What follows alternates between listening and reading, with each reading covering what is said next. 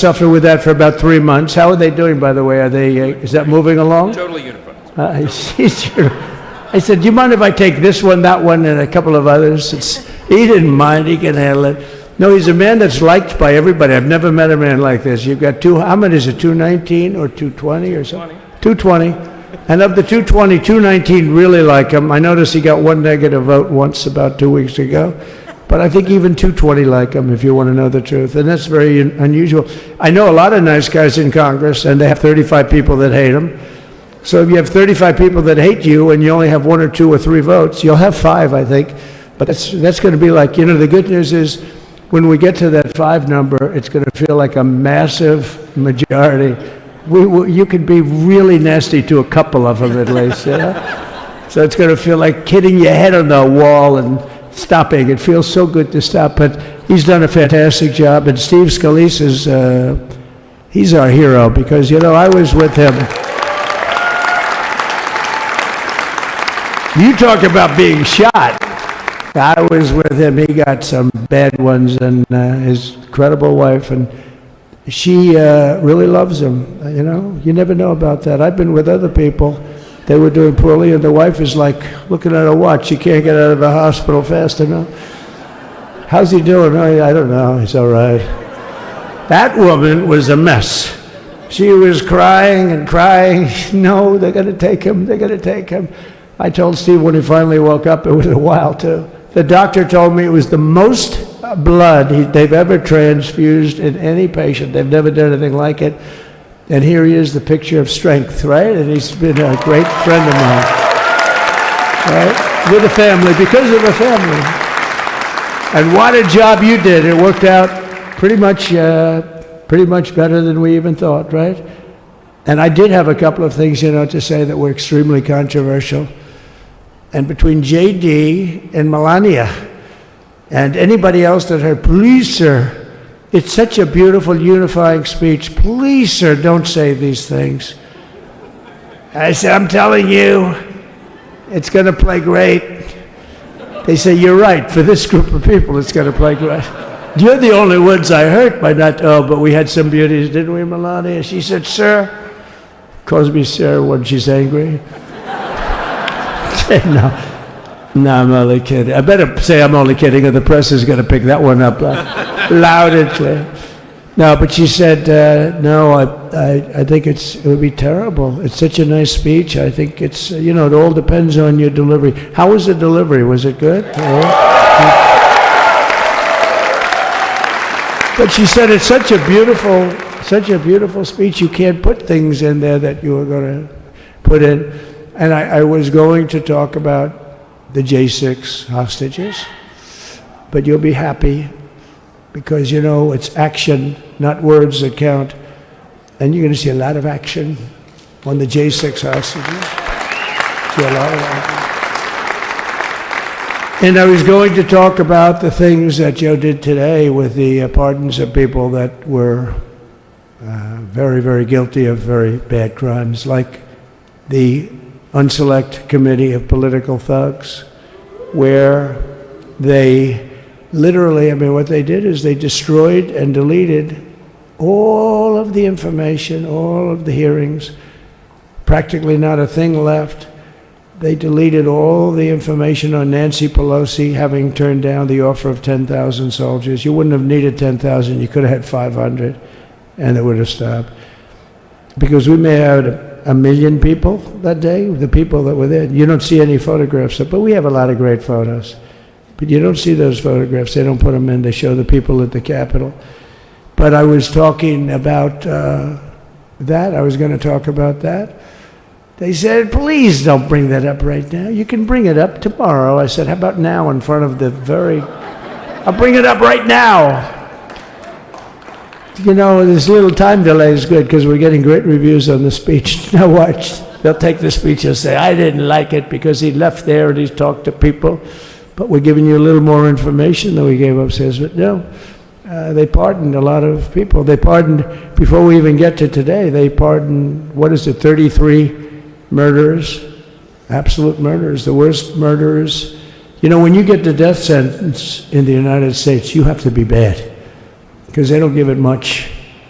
And he pardoned almost everybody having a death sentence. And if you went through the crimes that were committed, you wouldn't even believe them. The level of violence, the people that were killed, the innocence of people that were killed, and children killed by these people. And he pardoned them for whatever reason. He spared them, but they didn't spare the people that they killed. And who knows what happens in the future. It's one of the worst, because a lot of times they let them out early after that. They say you're going to be in for life, but then all of a sudden they get let out for good behavior, and then they go on a rampage. It's one of those little things, right? But I was going to talk about that.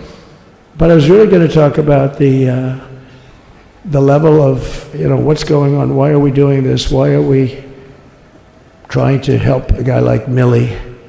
Why are we doing Millie? He was pardoned. What he said, terrible what he said. Why are we helping some of the people? Why are we helping Liz Cheney? I mean, Liz Cheney is a disaster. She's a crying lunatic, and crying Adam Kinzinger. He's a super crying. I never saw the guy not crying. He's always crying. I looked at him. I remember years ago he was actually on my side.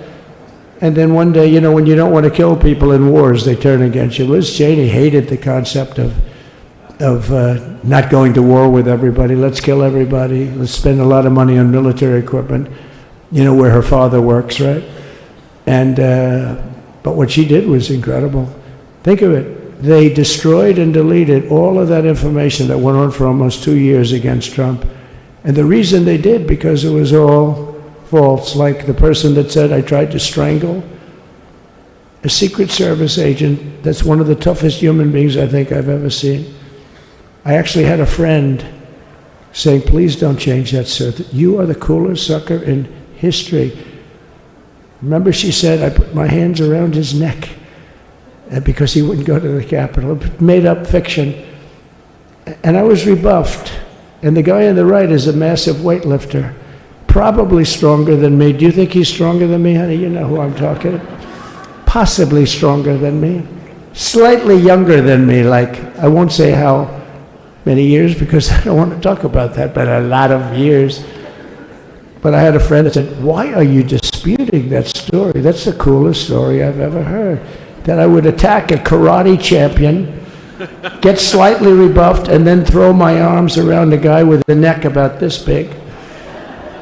Even though there are bars, there are bars, you can't really do that anyway. So I wanted to talk about that. But all of that stuff got deleted. And the reason it got deleted is they were all caught in lies. Secret Service testified, and they said it didn't happen.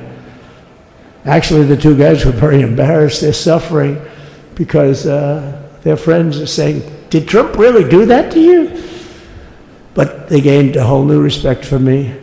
But it was just make-believe stuff, and there were a lot of make-believe stories made up. So rather than suffer the wrath, like the story with Nancy Pelosi, I offered her 10,000 soldiers. She knows it. She admitted it on tape that her daughter made. She's a videographer or whatever you call her, which I'm glad she is. So she can't be in good stead with Nancy. But Nancy said it was my responsibility as she's leaving the Capitol. She said it was, and it was. She's in charge of security at the Capitol. But I offered them up to 10,000 soldiers, even more. One time I said more, as many as you need. But you needed 400 or 500. If 4 or 5, you 10,000, that would be more than the number of people there by lot. But we offered her 10,000. Think of it, 10,000 soldiers. In other words, J6 wouldn't be J6. There would have been no J6. But she rebuffed them. She didn't like it. No, she didn't like it. Maybe she wanted that to happen. But she's guilty as hell. And now we would have to go through the process because they destroyed all evidence. They deleted everything. There's virtually nothing left. The other fake story and so many other fake stories. And many people came out on our side. And those people now would got to find them. There's nothing left. So that's a criminal offense. If that were a civil case, it would be a criminal offense. If that happened civilly where you did that, it would be a criminal offense. So I decided I'm not going to make this speech complicated. I'm going to make it beautiful. I'm going to make it a unifying speech. And then when they said we have a group of people that are serious Trump fans, I said, this is the time to tell those stories.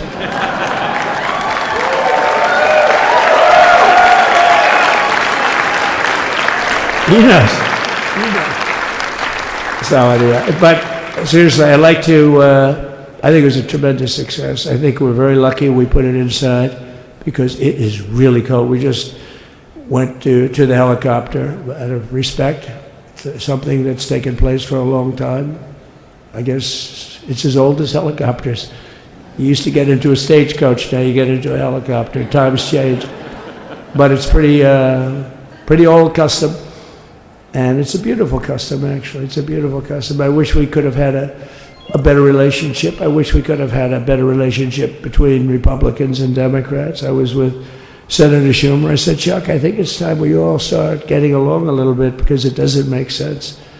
I mean, we literally never get a Democrat vote. They never get a Republican vote, almost. And although there is a bill coming up very shortly that we have a lot of Democrat votes, right? It's going to be a very beautiful bill. We're going to have a deciding, I would say, within a week or so, I think. And it's going to be a very good bill. You all know what I'm talking about. So I just want to thank you all for being here. You have been our fans from day one, all these people all over. You've been our fans. This has been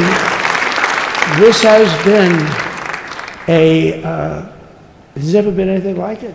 There's never been anything like it. This has been a movement like no movement ever in history for probably any country, let alone this country. You know, if somebody's running for president, and if they go out and they announce they're going to Arizona, they're going to Nevada, they're going to someplace, if you have 200 or 300 people, that would be standard. Ronald Reagan would go out. I mean, outside of the last couple of days where people get a little excited, but even then you have a couple of thousand people. But if you're going to go someplace, any place, any one of the swing states, any one of the other states, I mean, how about the non-swing states? We won Alabama by 48 points. We won Tennessee by massive numbers. Wyoming, we won by numbers that are, nobody's ever seen numbers like that. And, you know, places like California, we did great, but when they send out like 38 million ballots, and nobody knows where the hell they're sending them, and then they come pouring back, the whole thing. You know, they passed a law in California that if you work in an election bureau, and if you so much as ask for a voter ID, if you say, sir, ma'am, could I please look at your voter ID? They have the right to put you in jail. You're a criminal. Can you believe that? There's only one reason that happens. They want to cheat. So they had it where voter ID wasn't accepted. But now if you even ask for it, this is seriously a bill that was just signed, passed in their legislature, and it was signed. And I think when we get things cleaned up and we get back to a little bit of normalcy, I'm going to ask the speaker to really get involved, because I think we would have won the state of California, because, you know, if you look at my numbers with Hispanic, with 56%, and we were winning, we won the Texas border that had never been won, as the governor said. He's doing a good job, the governor, by the way, of Texas. But as the governor said, it hasn't, oh, did I get lucky? Did I get lucky? Supposing I said, you know, he's not here, but the governor of Texas has done a terrible job. Wow, look at you. You mean we can get you up in the front row? I tell you. Supposing I said, JD, the governor of Texas, he's not doing his job.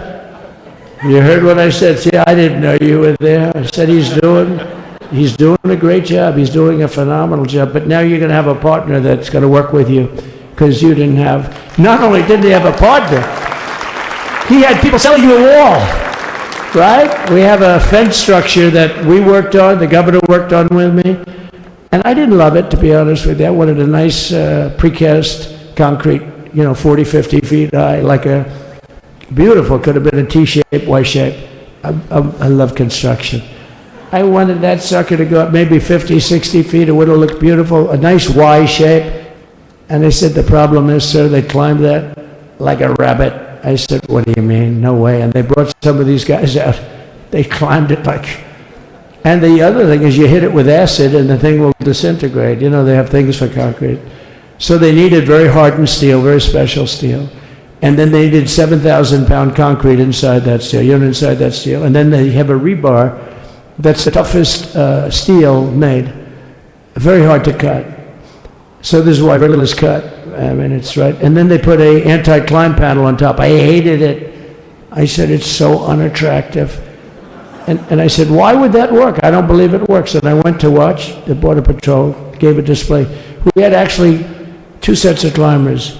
The guys that climb up walls with drugs on their back, I mean, they got like 60, 70 pounds of drug, and they go as fast as you can walk. They go bip, bip, bip.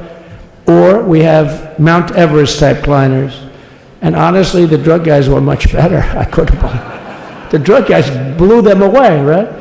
But it's true, the anti-climb panel, they couldn't get around it. They just couldn't. You didn't have it. So sometimes you sacrifice beauty for efficiency. And we did. So we built this wall. And we built over 500 miles of wall. That's why we had such good numbers. The famous chart that came down, very thankfully, the chart that came down on my right, Governor. Had I not looked over there, I'm not speaking right now. You might be speaking here. You want to know the truth? You, JD, we've got a lot of great people in this party, but I got very lucky, but we had the best numbers we've ever had. But I bought, what happens is when you fill it up, it's like water. You fill it up. Now we have 571 miles of wall. And they would always say, when we renovated a wall, so there'd be like a piece of plywood sitting there for 60 years, or a 2x4 sitting for 60 years on the ground and rotting. Because, and they'll say, you didn't build a new wall. Here we're building 50 feet up in the air, with 30 feet sections, 50-foot sections, all steel, all concrete, all everything. And all, by the way, they don't even want me to say this, but what the hell, doesn't take that long time. They're all wired for all of the equipment. We put wires in everything so they can easily wire for all of the different types of equipment. And if there's a doubt, we have a wire. Whenever we just look, you just find the wires all over the place up top, so we can just hook it up. We don't have to have wires on the outside, which wouldn't do too well, right? So anyway, we built an extra 200 miles of wall. And the governor wanted to buy it. He tried to buy it, and they wouldn't sell it to him. He wanted to put it up himself. Could have been done in 3 to 4 weeks, 200 more miles, because when you do it now, they just keep going further out, further out, further out, getting around. So we did an extra 200 miles, and it was all bought. And they announced that they're not going to put it up. And that's when I realized they wanted open borders, and that's when I realized that people are going to come pouring through the wall like nobody's ever seen before, but you've seen it. A lot of you are here because of that. I made it my number one issue. They all said inflation was the number one issue. I said I disagree. I think people coming into our country from prisons and from mental institutions is a bigger issue for the people that I know. And I made it my number one. I talked about inflation too, but how many times can you say that an apple has doubled in cost? I'd say it, and I'd hit it hard, but then I go back to the fact that we don't want criminals coming into our country. We don't want the jails of every country in the world virtually being deposited into the United States. And that man had to suffer with it. And he did an unbelievable job. I'll tell you, he was a very popular governor, but now he's like an unbeatable governor because of your border policies. He was fantastic.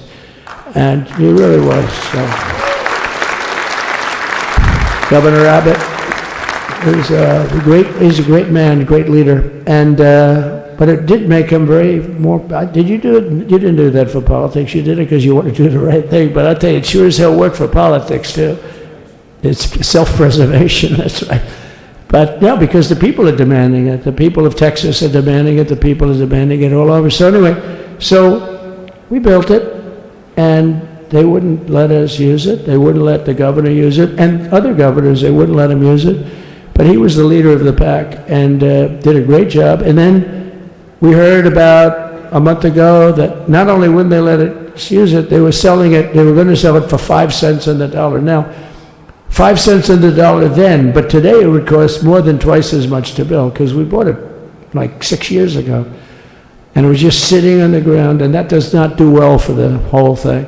But it was just sitting on the ground, and I heard about it, and I called the governor, and I called a lot of people, your attorney general, and here's the story.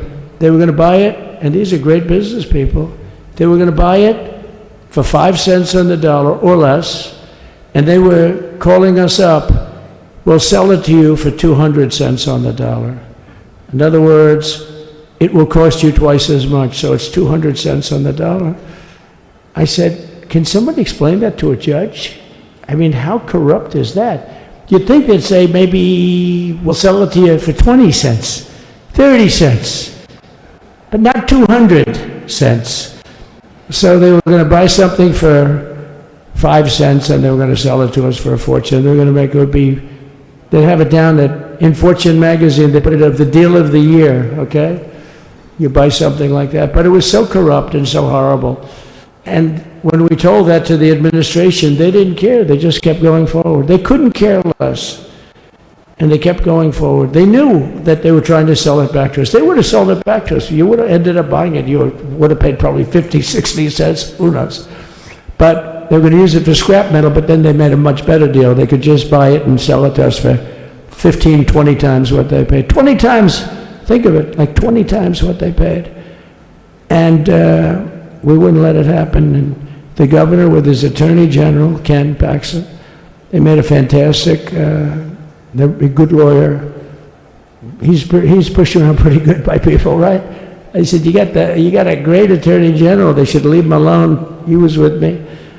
But Ken and the governor went to court, and a judge actually became incensed and actually called for an investigation. How could a thing like this happen? So he stopped it. So we're waiting to put that wall up. And now that you have a new president, that wall will go up so fast. The governor will complain, sir. This is Greg Abbott, sir. Please, the wall is going up too fast. Please don't do that. You know the story about winning. No, we're going to win too much. We're winning too much. Please, let's stop. People always love that one. We'll do this with the wall. Governor Abbott calls, sir, the wall is going up too fast. We can't take it. We just can't take it. No, I think you'll be very happy if the wall goes up too fast, right? But we'll get that dude and we'll work with you on that. But it was a great decision by a great Texas judge, right? And it was beautiful, beautiful to watch. He stopped them right in their track. I mean, they were literally loading this stuff onto trucks. It was terrible. Honestly, it was terrible. And he wouldn't take it. So I'm so glad I mentioned that they have a really good governor in Texas. And I swear, I didn't know he was here. I swear to you, it sounds like a setup. I didn't know you would end. Did I get lucky? I said the right thing. Because there have been moments when I wasn't so happy with him, you know?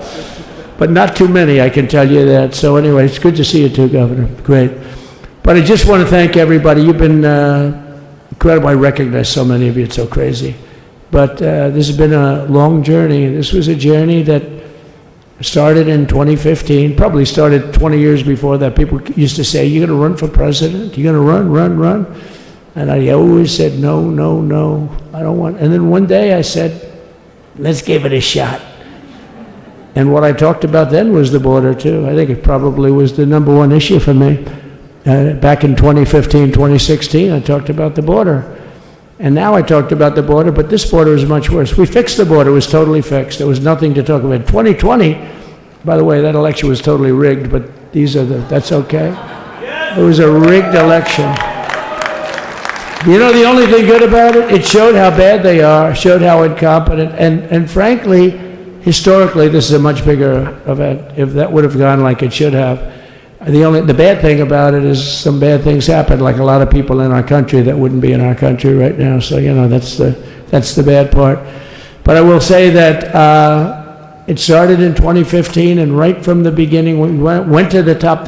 Day one, they announced Trump, and Trump went to number one and stayed there for the whole primary. And then we took on Hillary. She didn't look too happy today. We took on Hillary. A very nice person, but we took on Hillary and we defeated Hillary, and then we did much better the second time in 2020. You know, we got millions more votes. We got millions, like 10, 12 million more votes than we did the first time.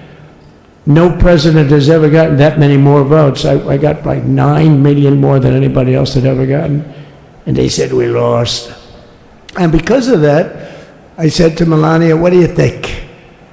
And she said, you want to do this again? And had we lost, and had I thought we lost, I wouldn't do it again, because that's like the ultimate poll, right? But I knew how well we did, and this time we made it too big to rig. It was so big. They tried. They tried like hell in the butt. They tried to do it, and around 9:02 they gave up. Last time they did bad things, at this time they just said, you know, I don't know if you saw Mr. Speaker in Washington, they had placards, they were all set to march, they thought it'd be closer. A gentleman asked me, a very respected gentleman asked me yesterday, how come the polls were so wrong? They showed you winning, but not in a landslide.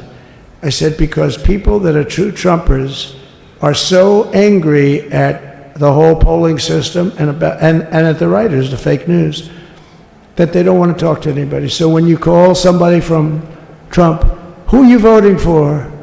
They say, it's none of your business. I'm not telling you. And that was probably 40% of the people they called.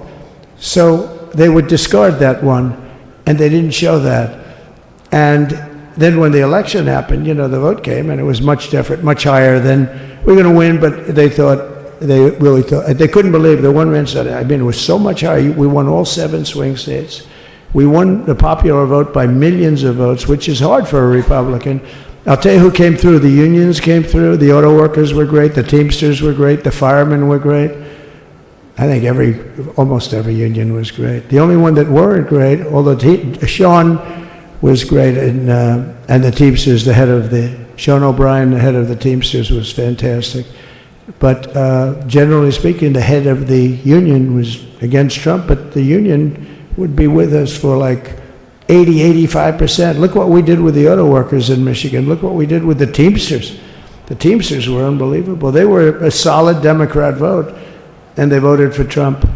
So we had a great experience. This has been, now we have to go to work and get it done, because we have to do something that's going to be great. We're going to turn our country around, and we're going to turn it around fast.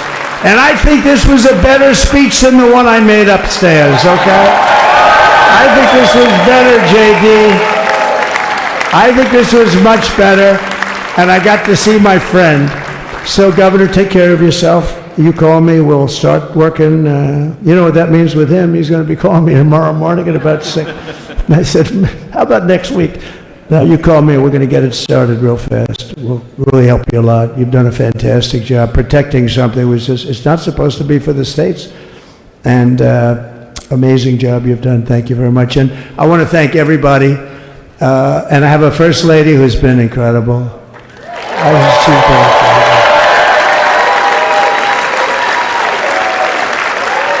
I shouldn't say this. I'm going to get hell when I say this, but her feet are absolutely aching. You know, those heels. And we thought we were leaving. We were going home. Sir, would you be able to go down and say hello to some of your other fans that are here? I said, oh, I didn't know that. Well, did you get to see pretty clearly the picture, I hope? Good. That's good. But because you wouldn't want to make the same speech again, right? But she said, darling, I love you so much, but my feet are killing me.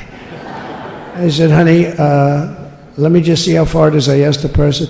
Oh, not that long, maybe 400 or 500 yards. That's 5 football fields. I said, can you make it? She said, we're going to make it no matter what. We're going to make it because we have to go. Right? Right? And then we went out to the helicopter, though, just prior to this, and said goodbye. And it's a custom, and the wind is blowing like crazy. And with the hat that she's wearing, she almost blew away. We almost lost off her. She was being elevated off the ground. She almost blew away. No. So we all appreciate it, because she's been a great First Lady. A beautiful and a great First Lady. And they love our First Lady. You know, JD, whenever I make a speech, I see hundreds of times, we love our First Lady, we love, and they do, and they should. She's great. So I just want to thank you very much. I just want to thank everybody. And I felt that, I said to JD, should we give him the A treatment, the B treatment, the C, the D, or the F? You know what the F is? Hello, everybody. Thank you for being here. Bye-bye. I gave you the A+ treatment. Thank you. Thank you all. Thank you, Governor. Thank you all very much. Appreciate it.